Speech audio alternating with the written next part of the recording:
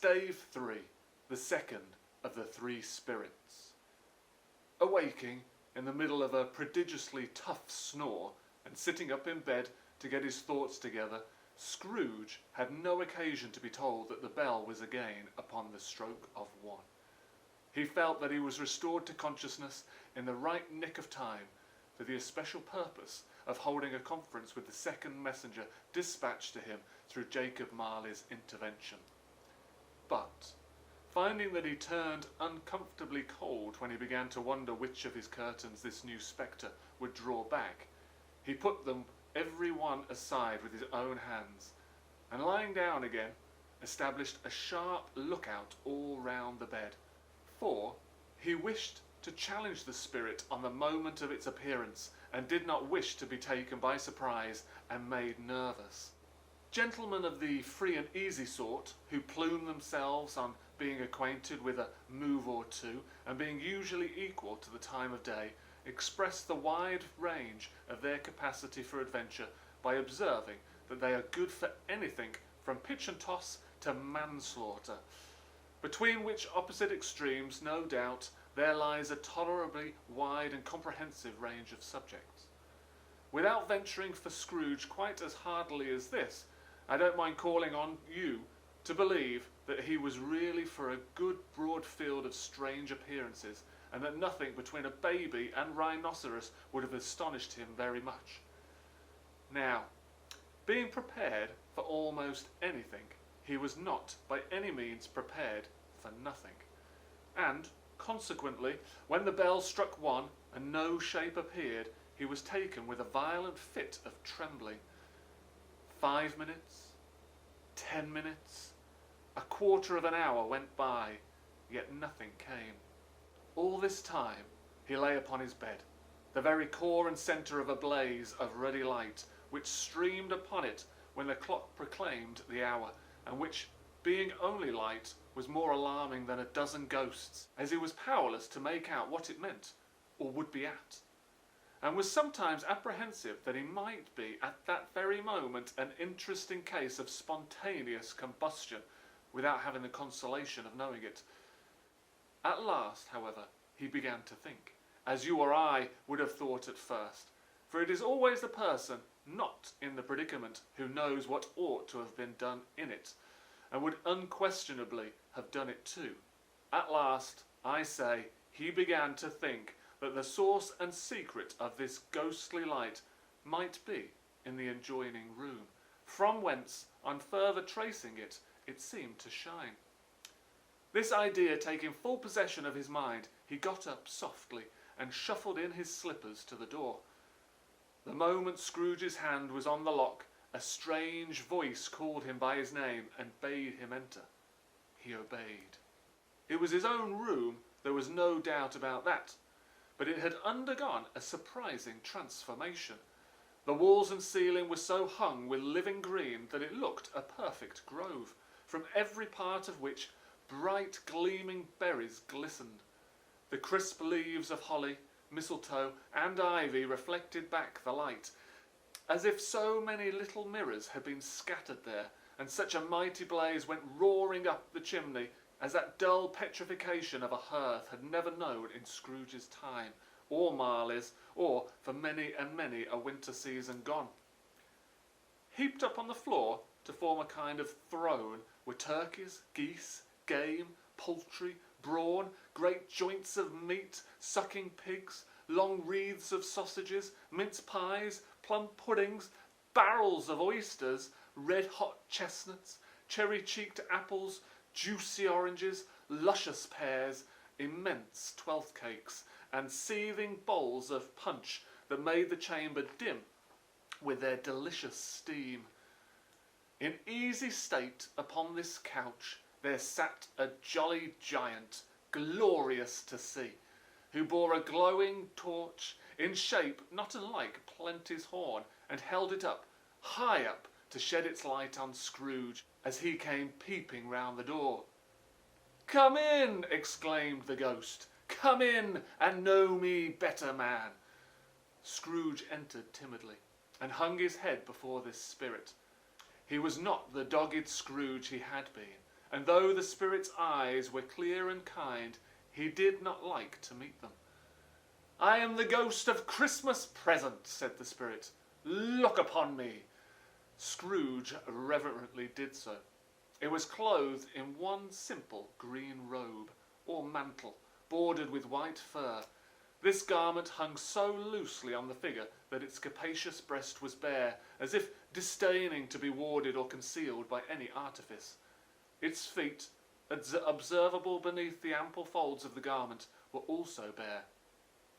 And on its head it wore no other covering than a holly wreath, set here and there with shining icicles. Its dark brown curls were long and free as its genial face, its sparkling eye, its open hand, its cherry voice, its unconstrained demeanour, and its joyful air. Girded round its middle was an antique scabbard, but no sword was in it, and the ancient sheath was eaten up with rust. "You have never seen the like of me before," exclaimed the spirit. "Never," Scrooge made answer to it. "Have never walked forth with the young members of my family," meaning, for I am very young, my elder brothers born in these later years, pursued the phantom. "I don't think I have," said Scrooge. "I'm afraid I have not. Have you had many brothers, spirit?" "More than 1,800, said the ghost. "A tremendous family to provide for," muttered Scrooge. The ghost of Christmas Present rose. "Spirit," said Scrooge submissively, "conduct me where you will. I went forth last night on compulsion, and I learnt a lesson which is working tonight. Tonight, if you have aught to teach me, let me profit by it." "Touch my robe." Scrooge did as he was told, and held it fast. Holly, mistletoe, red berries, ivies, turkeys, geese, game, poultry, brawn, meat, pigs, sausages, oysters, pies, puddings, fruit, and punch all vanished instantly. So did the room, the fire, the ruddy glow, the hour of night, and they stood in the city streets on Christmas morning, where, for the weather was severe, the people made a rough but brisk and not unpleasant kind of music in scraping the snow from the pavement in front of their dwellings and from the tops of their houses, whence it was mad delight to the boys to see it come plumping down into the road below and splitting into artificial little snowstorms.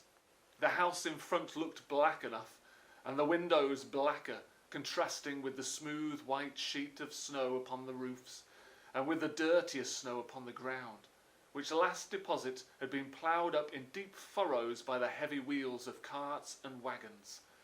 Furrows that crossed and recrossed each other hundreds of times where the great streets branched off and made intricate channels hard to trace in the thick yellow mud and icy water. The sky was gloomy, and the shortest streets were choked up with dingy mist, half thawed, half frozen, whose heavier particles descended in shower of sooty atoms, as if all the chimneys in Great Britain had, by one consent, caught fire and were blazing away to their dear heart's content. There was nothing very cheerful in the climate or the town, and yet was there an air of cheerfulness abroad that the clearest summer air and brightest summer sun might have endeavoured to diffuse in vain. For the people who were shovelling away on the housetops were jovial and full of glee, calling out to one another from the parapets, and now and then exchanging a facetious snowball, better-natured missile far than many a wordy jest, laughing heartily if it went right, and not less heartily if it went wrong. The poulterers' shops were still half open, and the fruiterers were radiant in their glory. There were great, round, pot-bellied baskets of chestnuts, shaped like the waistcoats of jolly old gentlemen, lolling at the doors and tumbling out into the street in their apoplectic opulence. There were ruddy, brown-faced, broad-girthed Spanish onions, shining in the fatness of their growth like Spanish friars, and winking from their shelves in wanton slyness at the girls as they went by, and glanced demurely at the hung-up mistletoe. There were pears and apples clustered high in blooming pyramids, There were bunches of grapes made in the shopkeeper's benevolence to dangle from conspicuous hooks that people's mouths might water gratis as they passed. There were piles of filberts, mossy and brown, recalling in their fragrance ancient walks among the woods, and pleasant shufflings ankle deep through withered leaves. There were Norfolk biffins, squab and swarthy, setting off the yellow of the oranges and lemons, and, in the great compactness of their juicy persons, urgently entreating and beseeching to be carried home in paper bags and eaten after dinner. The very gold and silver fish, set forth among these choice fruits in a bowl, though members of a dull and stagnant-blooded race, appeared to know that there was something going on, and to the fish went gasping round and round their little world in slow and passionless excitement. The grocers, oh the grocers, nearly closed, with perhaps 2 shutters down or 1, but through those gaps such glimpses.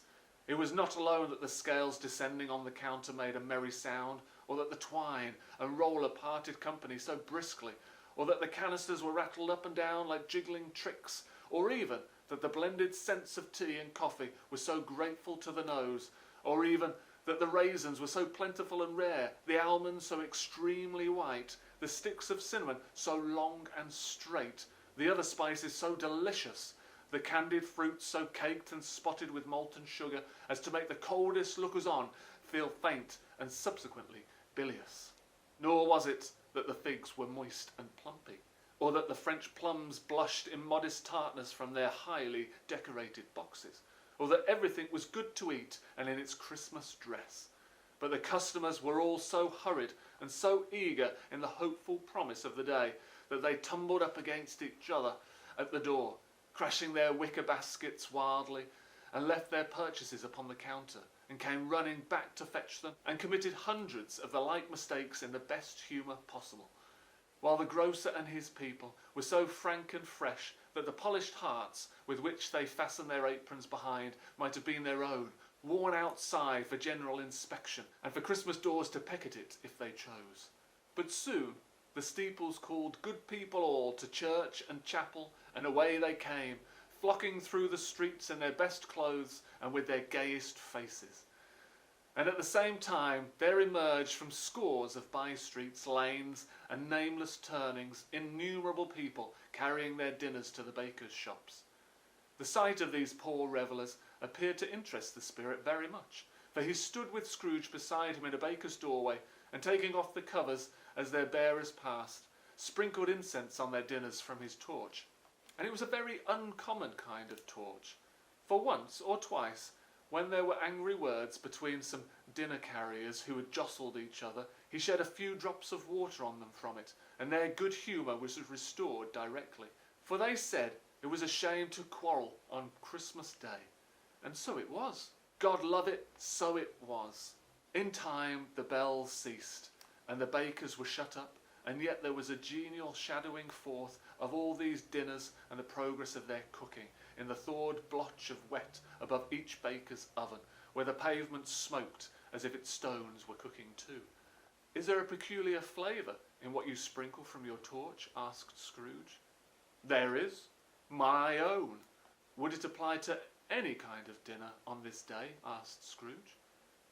"To any kindly given. To a poor one, most." "Why to a poor one most?" asked Scrooge. "Because it needs it most." "Spirit," said Scrooge, after a moment's thought, "I wonder you, after all the beings in the many worlds about us, should desire to cramp these people's opportunities of innocent enjoyment." "I?" cried the Spirit. "You would deprive them of their means of dining every 7th day, often the only day on which they can be said to dine at all," said Scrooge. "Wouldn't you?" "I?" cried the Spirit. "You seek to close these places on the 7th day," said Scrooge, "and it comes to the same thing." "I seek?" exclaimed the Spirit. "Forgive me if I am wrong. It has been done in your name, or at least in that of your family," said Scrooge. "There are some upon this earth of yours," returned the Spirit, "who lay claim to know us, and who do their deeds of passion, pride, ill will, hatred, envy, bigotry and selfishness in our name, who are as strange to us and all our kith and kin as if they had never lived. Remember that, and charge their doings on themselves, not us." Scrooge promised that he would, and they went on, invisible as they had been before, into the suburbs of the town. It was a remarkable quality of the ghost, which Scrooge had observed at the baker's, that notwithstanding his gigantic size, he could accommodate himself to any place with ease, and that he stood beneath a low roof quite as gracefully and like a supernatural creature as it was possible he could have done in any lofty hall. And perhaps it was the pleasure the good spirit had in showing off this power of his, or else it was his own kind, generous, hearty nature and his sympathy with all poor men that led him straight to Scrooge's clerks. For there he went, and took Scrooge with him, holding to his robe. And on the threshold of the door the spirit smiled, and stopped to bless Bob Cratchit's dwelling with the sprinkling of his torch. Think of that! Bob had but 15 bob a week himself. He pocketed on Saturdays but 15 copies of his Christian name, and yet the ghost of Christmas present blessed his 4-roomed house.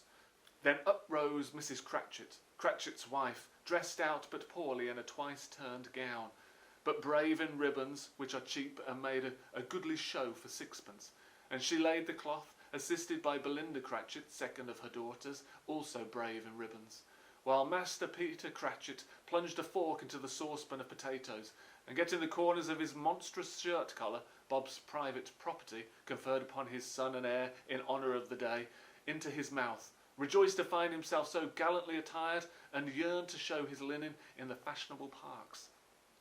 And now 2 smaller Cratchits, boy and girl, came tearing in, screaming that outside the baker's they had smelt the goose, and known it for their own.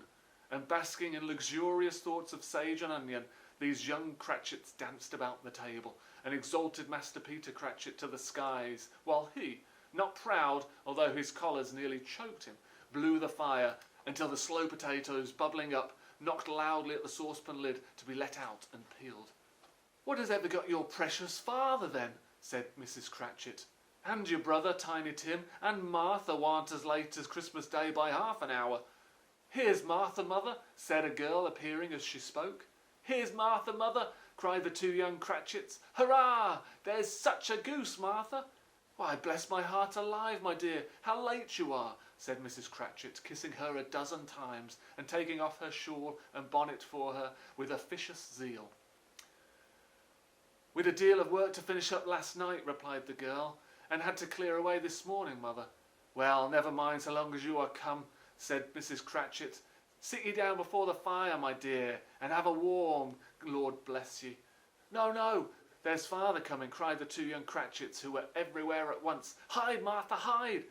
So Martha hid herself, and in came little Bob, the father, with at least 3 feet of comforter exclusive of the fringe hanging down before him, and his threadbare clothes darned up and brushed to look seasonable, and Tiny Tim upon his shoulder.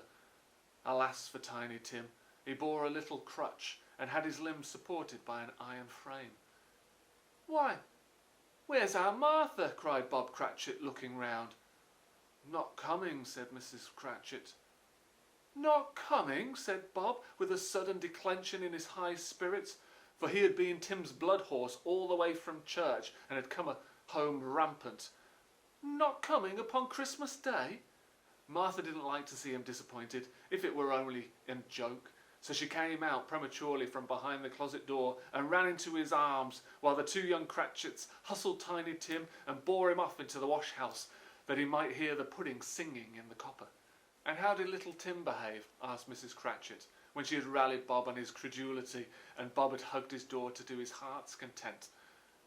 "As good as gold," said Bob, "and better. Somehow he gets thoughtful, sitting by himself so much, and thinks the strangest things you ever heard. He told me, coming home, that he hoped the people saw him in the church, because he was a cripple, and it might be pleasant to them to remember upon Christmas Day who made lame beggars walk and blind men see." Bob's voice was tremulous when he told them this, and trembled more when he said that Tiny Tim was growing strong and hearty. His active little crutch was heard upon the floor, and back came Tiny Tim before another word was spoken, escorted by his brother and sister to his stool before the fire. And while Bob, turning up his cuffs, as if, poor fellow, they were capable of being made more shabby, compounded some hot mixture in a jug with gin and lemons, and stirred it round and round, and put it on the hob to simmer, Master Peter and the two ubiquitous young Cratchits went to fetch the goose, with which they soon returned in high procession. Such a bustle ensued that you might have thought a goose the rarest of all birds, a feathered phenomenon to which a black swan was a matter of course, and in truth it was something very like it in that house. Mrs. Cratchit made the gravy, ready beforehand in a little saucepan, hissing hot. Master Peter mashed the potatoes with incredible vigour. Miss Belinda sweetened up the apple sauce. Martha dusted the hot plates. Bob took Tiny Tim beside him in a tiny corner at the table. The two young Cratchits set chairs for everybody, not forgetting themselves, and mounting guard upon their posts, crammed spoons into their mouths, lest they should shriek for goose before their turn came to be helped. At last the dishes were set on, and grace was said. It was succeeded by a breathless pause as Mrs. Cratchit, looking slowly all along the carving knife, prepared to plunge it into the breast. But when she did, and when the long-expected gush of stuffing issued forth, one murmur of delight arose all round the board, and even Tiny Tim, excited by the two young Cratchits, beat on the table with the handle of his knife and feebly cried, "Hurrah!" There never was such a goose. Bob said he didn't believe there ever was such a goose cooked. Its tenderness and flavour, size and cheapness were the themes of universal admiration. Eked out by applesauce and mashed potatoes, it was a sufficient dinner for the whole family. Indeed, as Mrs. Cratchit said, with great delight, surveying one small atom of a bone upon the dish, they hadn't ate it all at last. Yet everyone had had enough, and the youngest Cratchits in particular were steeped in sage and onion to the eyebrows. But now, the plates being changed by Miss Belinda, Mrs. Cratchit left the room alone, too nervous to bear witness, to take the pudding up and bring it in. Suppose it should not be done enough? Suppose it should break in turning out? Suppose somebody should have got over the wall of the backyard and stolen it while they were merry with the goose? A supposition at which the two young Cratchits became livid. All sorts of horror were supposed. Hallo! A great deal of steam. The pudding was out of the copper. A smell like a washing day. That was the cloth. A smell like an eating house and a pastry cook's next door to each other, with a laundress's next door to that. That was the pudding. In half a minute Mrs. Cratchit entered, flushed but smiling proudly, with the pudding like a speckled cannonball, so hard and firm, blazing in half and half a quartern of ignited brandy, and bedight with Christmas holly stuck into the top. "Oh, a wonderful pudding," Cratchit said, and calmly too, that he regarded it as the greatest success achieved by Mrs. Cratchit since their marriage. Mrs. Cratchit said that now the weight was off her mind. She would confess she had had her doubts about the quantity of flour. Everybody had something to say about it, but nobody said or thought it was at all a small pudding for a large family. It would have been flat heresy to do so. Any Cratchit would have blushed to hint at such a thing. At last the dinner was all done. The cloth was cleared, the hearth swept, and the fire made up. The compound in the jug being tasted and considered perfect, apples and oranges were put upon the table, and a shovelful of chestnuts on the fire. Then all the Cratchit family drew round the hearth in what Bob Cratchit called a circle, meaning half a one, and at Bob Cratchit's elbow stood the family display of glass, 2 tumblers and a custard cup without a handle. These held the hot stuff from the jug, however, as well as golden goblets would have done, and Bob served it out with beaming looks, while the chestnuts on the fire sputtered and cracked noisily. Then Bob proposed, "A Merry Christmas to us all, my dears. God bless us," which all the family re-echoed. "God bless us, every one," said Tiny Tim, the last of all. He sat very close to his father's side upon his little stool. Bob held his withered little hand in his as if he loved the child and wished to keep him by his side and dreaded that he might be taken away from him. "Spirit," said Scrooge with an interest he had never felt before, "tell me if Tiny Tim will live." "I see a vacant seat," replied the ghost, "in the poor chimney corner, and a crutch without an owner, carefully preserved. If these shadows remain unaltered by the future, the child will die." "No, no," said Scrooge. "Oh, no, kind spirit. Say he will be spared." "If these shadows remain unaltered by fortune, none other of my race," returned the ghost, "will find him here." "What then? If he be like to die, he had better do it, and decrease the surplus population." Scrooge hung his head to hear his own words quoted by the spirit, and was overcome with penitence and grief. "Man," said the ghost, "if man you be in heart, not adamant, forbear that wicked cant until you have discovered what the surplus is and where it is. Will you decide what men shall live, what men shall die? It may be that in the sight of heaven you are more worthless and less fit to live than millions like this poor man's child. Oh God, to hear the insect on the leaf pronouncing on the too much life among his hungry brothers in the dust." Scrooge bent down before the ghost's rebuke, and trembling cast his eyes upon the ground. But he raised them speedily on hearing his own name. "Mr. Scrooge," said Bob. "I'll give you Mr. Scrooge, the founder of the feast." "The founder of the feast, indeed!" cried Mrs. Cratchit, reddening. "I wish I had him here. I'd give him a piece of my mind to feast upon, and I hope he'd have a good appetite for it." "My dear," said Bob, "the children. Christmas Day." "It should be Christmas Day, I'm sure," said she, "on which one drinks the health of such an odious, stingy, hard, unfeeling man as Mr. Scrooge. You know he is, Robert. Nobody knows it better than you do, poor fellow." "My dear," was Bob's mild answer, "Christmas Day." "I'll drink his health for your sake and the day's," said Mrs. Cratchit, "not for his. Long life to him, a Merry Christmas and a Happy New Year. He'll be very merry and very happy, I have no doubt." The children drank the toast after her. It was the first of their proceedings which had no heartiness. Tiny Tim drank it last of all, but he didn't care twopence for it. Scrooge was the ogre of the family. The mention of his name cast a dark shadow on the party, which was not dispelled for full 5 minutes. After it had passed away, they were 10 minutes merrier than before, from the mere relief of Scrooge the baleful being done with. Bob Cratchit told them how he had a situation in his eye for Master Peter, which would bring in, if obtained, full 5 and 6pence weekly. The two young Cratchits laughed tremendously at the idea of Peter's being a man of business, and Peter himself looked thoughtfully at the fire from between his collars, as if he were deliberating what particular investments he should favour when he came into the receipt of that bewildering income. Martha, who was a poor apprentice at a milliner's, then told them what kind of work she had to do, and how many hours she worked at a stretch, and how she meant to lie abed tomorrow morning for a good long rest, tomorrow being a holiday she passed at home.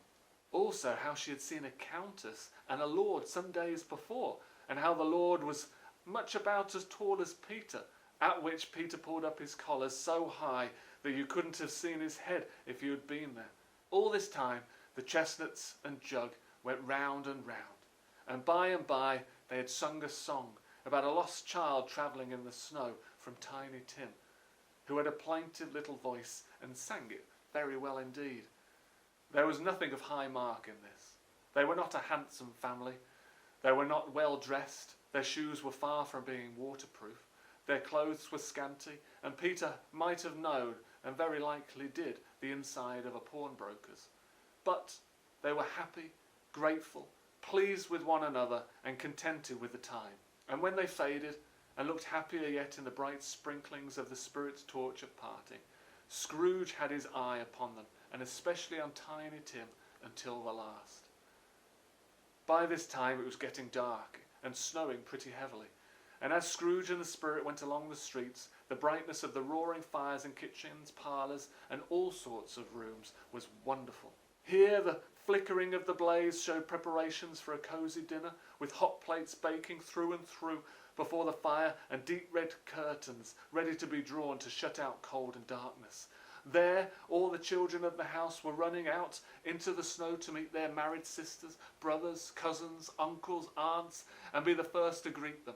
Here again were shadows on the window blind of guests assembling, and there a group of handsome girls, all hooded and fur-booted, and all chattering at once, tripped lightly off to some near neighbour's house, where, woe upon the single man who saw them enter, artful witches, well they knew it in a glow. But if you had judged from the numbers of people on their way to friendly gatherings, you might have thought that not one was at home to give them welcome when they got there, instead of every house expecting company and piling up its fires half chimney high. Blessings on it, how the ghost exulted, how it bared its breadth of breast and opened its capacious palm and floated on, outpouring with a generous hand its bright and harmless mirth on everything within its reach. The very lamplighter who ran on before, dotting the dusky street with specks of light, and who was dressed to spend the evening somewhere, laughed out loudly as the Spirit passed, though little kenned the lamplighter that he had any company but Christmas. And now, without a word of warning from the ghost, they stood upon a bleak and desert moor, where monstrous masses of rude stone were cast about, as though it were the burial place of giants, and water spread itself wheresoever it listed, or would have done so, but for the frost that held it prisoner. Down in the west the setting sun had left a streak of fiery red, which glared upon the desolation for an instant, like a sullen eye, and frowning lower, lower, lower yet, was lost in the thick gloom of darkest night. "What place is this?" asked Scrooge. "A place where miners live, who labour in the bowels of the earth," returned the Spirit. "But they know me. See!" A light shone from the window of a hut, and swiftly they advanced towards it. Passing through the wall of mud and stone, they found a cheerful company assembled round a glowing fire. An old man and woman, with their children and their children's children, and another generation beyond that, all decked out gaily in their holiday attire. The old man, in a voice that seldom rose above the howling of the wind upon the barren waste, was singing them a Christmas song. It had been a very old song when he was a boy, and from time to time they all joined in the chorus. So surely as they raised their voices, the old man got quite blithe and loud, and so surely as they stopped, his vigour sank again. The Spirit did not tarry here, but bade Scrooge hold his robe, and passing above the moor, sped whither? Not to the sea. To the sea! To Scrooge's horror, looking back, he saw the last of the land, a frightful range of rocks behind them, and his ears were deafened by the thundering of water as it rolled and roared and raged among the dreadful caverns it had worn, and fiercely tried to undermine the earth. Built upon a dismal reef of sunken rocks, some league or so from shore, on which the waters chafed and dashed the wild year through, there stood a solitary lighthouse. Great heaps of seaweed clung to its base, and storm birds, borne on the wind one might suppose, as seaweed of the water, rose and fell about it like the waves they skimmed. But even here, two men who watched the light had made a fire, that through the loophole in the thick stone wall shed out a ray of brightness on the awful sea. Joining their horny hands over the rough table at which they sat, they wished each other Merry Christmas in their can of grog, and one of them, the elder too, with his face all damaged and scarred with hard weather, as the figurehead of an old ship might be, struck up a sturdy song that was like a gale in itself. Again the ghosts sped on, above the black and heaving sea, on, until being far away, as he told Scrooge, from any shore, they lighted on a ship. They stood beside the helmsman at the wheel, the lookout in the bow, the officers who had the watch, dark, ghostly figures in their several stations, but every man among them hummed a Christmas tune, or had a Christmas thought, or spoke below his breath to his companion of some bygone Christmas day, with homeward hopes belonging to it. and every man on board, waking or sleeping, good or bad, had had a kinder word for another on that day than on any day in the year, and had shared to some extent in its festivities, and had remembered those he cared for at a distance, and had known that they delighted to remember him. It was a great surprise to Scrooge, while listening to the moaning of the wind, and thinking what a solemn thing it was to move on through the lonely darkness over an unknown abyss, whose depths were secrets as profound as death. It was a great surprise to Scrooge, while thus engaged, to hear a hearty laugh. It was a much greater surprise to Scrooge to recognise it as his own nephew's, to find himself in a bright, dry, gleaming room, with the Spirit standing smiling by his side, and looking at the same nephew with approving affability. "Ha ha!" laughed Scrooge's nephew. "Ha ha ha! If you should happen, by any unlucky chance, to know a man more blessed in a laugh than Scrooge's nephew, all I can say is I should like to know him too. Introduce him to me, and I'll cultivate his acquaintance. It is a fair, even-handed, noble adjustment of things, that while there is infection in disease and sorrow, there is nothing in the world so irresistibly contagious as laughter and good humour." When Scrooge's nephew laughed in this way, holding his sides, rolling his head, and twisting his face into the most extravagant contortions, Scrooge's niece, by marriage, laughed as heartily as he, and their assembled friends, being not a bit behindhand, roared out lustily. "Ha ha ha! Ha ha! He said that Crispus was a humbug, as I live," cried Scrooge's nephew. "He believed it too." "More shame for him, Fred," said Scrooge's niece indignantly. "Bless those women, they never do anything by halves. They are always in earnest." She was very pretty, exceedingly pretty, with a dimpled, surprised-looking capital face, a ripe little mouth that seemed made to be kissed, as no doubt it was, all kinds of good little dots about her chin that melted into one another when she laughed, and the sunniest pair of eyes you ever saw in any creature's head. Altogether, she was what you would have called provoking, you know, but satisfactory too. Oh, perfectly satisfactory. "He's a comical old fellow," said Scrooge's nephew, "that's the truth, and not so pleasant as he might be. However, his offences have their own punishment, and I have nothing to say against him." "I'm sure he's very rich, Fred," hinted Scrooge's niece. "At least, you always tell me so." "What of that, my dear?" said Scrooge's nephew. "His wealth is of no use to him. He don't do any good with it. He don't make himself comfortable with it. He hasn't the satisfaction of thinking that he's going to benefit us with it." "I have no patience with him," observed Scrooge's niece. Scrooge's niece's sisters and all the other ladies expressed the same opinion. "Oh, I have," said Scrooge's nephew. "I'm sorry for him. I couldn't be angry with him if I tried. Who suffers by his ill whims? Himself, always. Here, he takes it into his head to dislike us, and he won't come and dine with us. What's the consequence? He doesn't lose much of a dinner." "Indeed, I think he loses a very good dinner," interrupted Scrooge's niece. Everybody else said the same. And they must be allowed to have been competent judges, because they had just had dinner, and, with the dessert upon the table, were clustered round the fire by lamplight. "Well, I'm very glad to hear it," said Scrooge's nephew, "because I haven't great faith in these young housekeepers. What do you say, Topper?" Topper had clearly got his eye upon one of Scrooge's niece's sisters, for he answered that a bachelor was a wretched outcast, who had no right to express an opinion on the subject. Whereat Scrooge's niece's sister, the plump one with the lace tucker, not the one with the roses, blushed.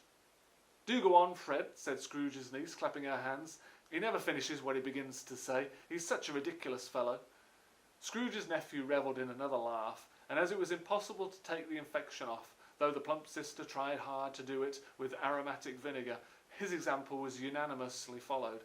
"I was only going to say," said Scrooge's nephew, "that the consequence of his taking a dislike to us and not making merry with us is, as I think, that he loses some pleasant moments which could do him no harm.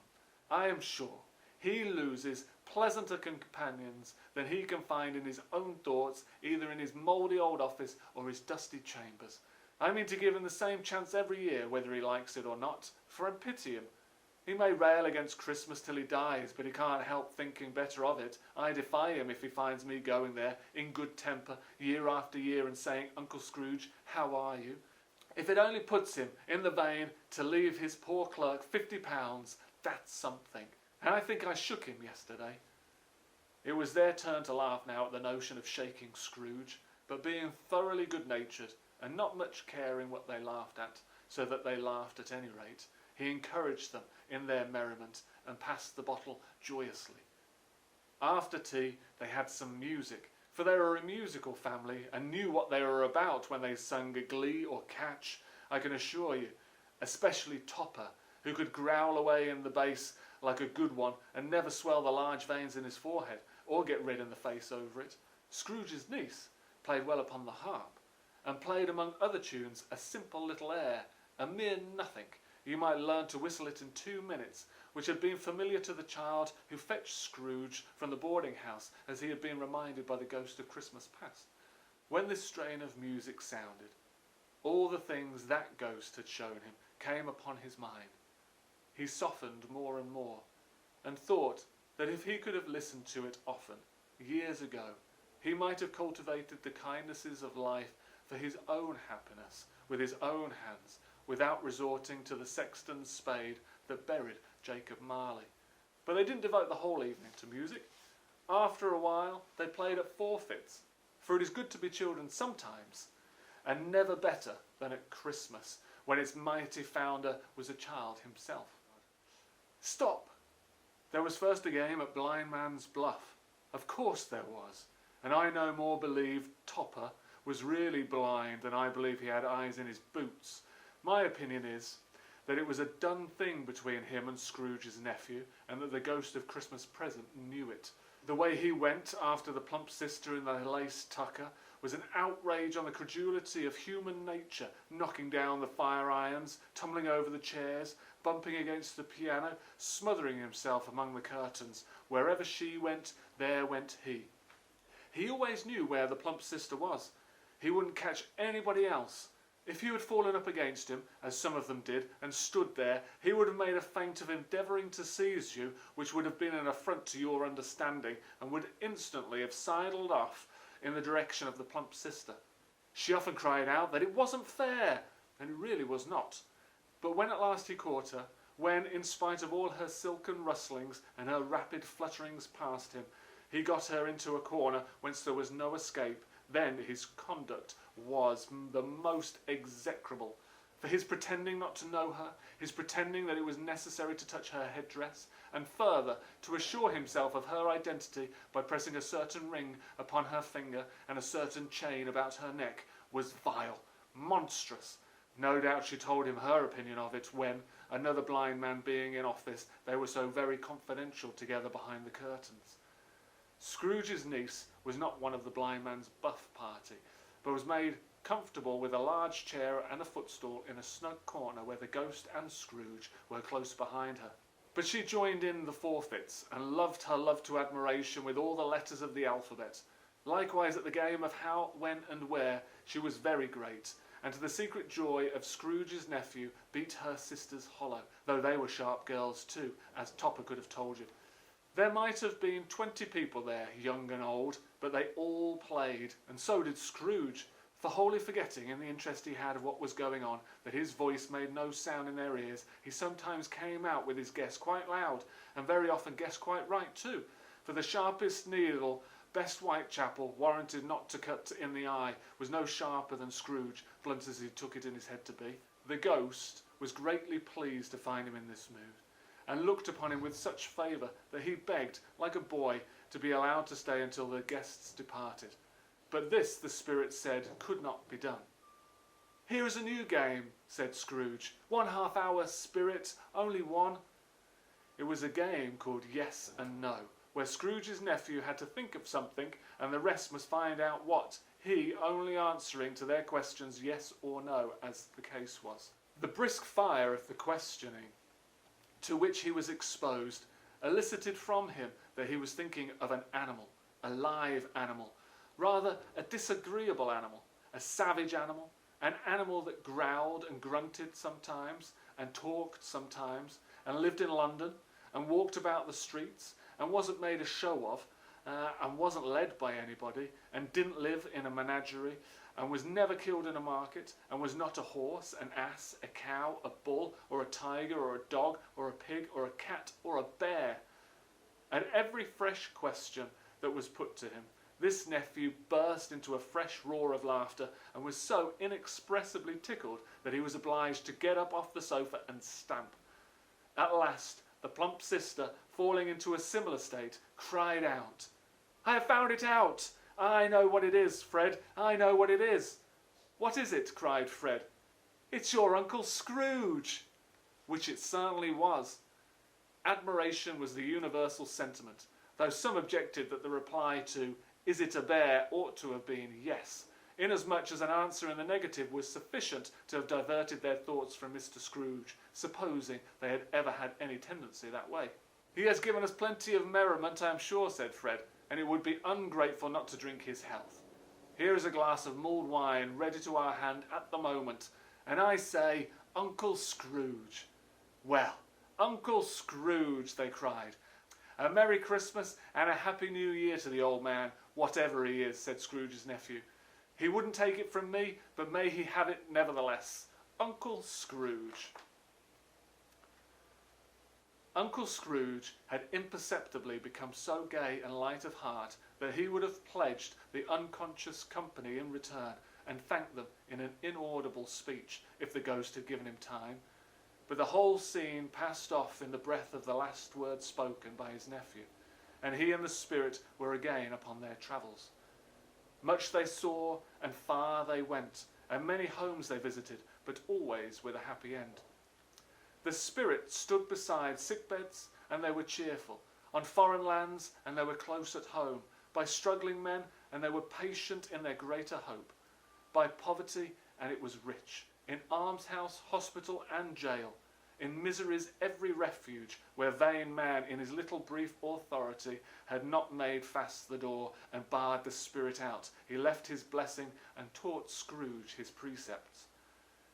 It was a long night, if it were only a night, but Scrooge had his doubts of this, because the Christmas holidays appeared to be condensed into the space of time they passed together. It was strange, too, that while Scrooge remained unaltered in his outward form, the ghost grew older, clearly older. Scrooge had observed this change, but never spoke of it until they left a children's Twelfth Night party, when, looking at the spirit as they stood together in an open place, he noticed that its hair was grey. "Are spirits' lives so short?" asked Scrooge. "My life upon this globe is very brief," replied the ghost. "It ends tonight." "Tonight?" cried Scrooge. "Tonight at midnight. Hark! The time is drawing near." The chimes were ringing the 11:15 at that moment. "Forgive me if I am not justified in what I ask," said Scrooge, looking intently at the spirit's robe, "but I see something strange and not belonging to yourself protruding from your skirts. Is it a foot or a claw?" "It might be a claw, for the flesh there is upon it," was the spirit's sorrowful reply. "Look here." From the foldings of its robe it brought two children, wretched, abject, frightful, hideous, miserable. They knelt down at its feet and clung upon the outside of its garment. "Oh man, look here! Look down here!" exclaimed the ghost. They were a boy and a girl, yellow, meagre, ragged, scowling, wolfish, but prostrate too in their humility. Where graceful youth should have filled their features out and touched them with its finest tints, a stale, shriveled hand like that of age had pinched and twisted them and pulled them into shreds.